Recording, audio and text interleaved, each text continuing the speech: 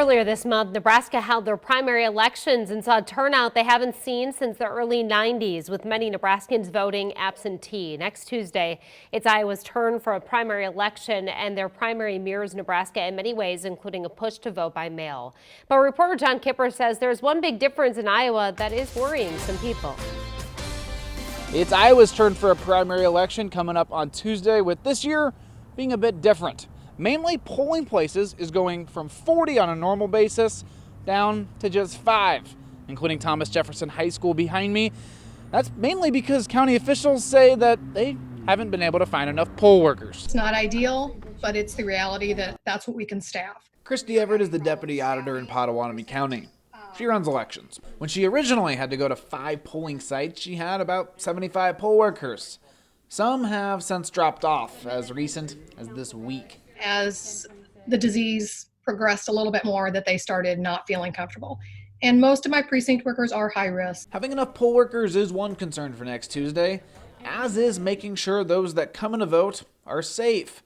That worry is shared by Scott Putney, chair of the Pot County Democrats. There is a concern, obviously we don't want to put anybody's safety at risk, right? The state is taking precautions, putting up shields, ensuring everybody is wearing a mask, and making sure everybody is 6 feet apart, with just 5 to 10 people allowed in at a time. That means some people waiting to vote won't be inside. We will not allow lines in the polling sites, so they will either have to stay in their cars or line up outside the buildings. But the biggest precaution the state took? Heavily encouraging vote by mail. It seems to have worked. Usually voter turnout is low in Potawatomi County. In the 2016 primary, 7% voted. It went up to 9% in 2018.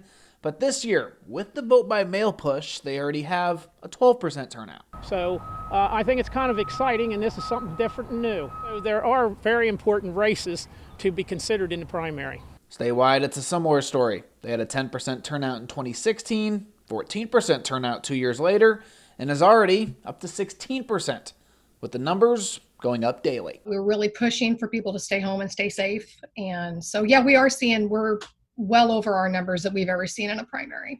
In Council Bluffs, John Kipper, 3 News Now. Iowans have already voted for president, but will be choosing candidates for the U.S. Senate and the U.S. House races, all 4 of which could be competitive come November.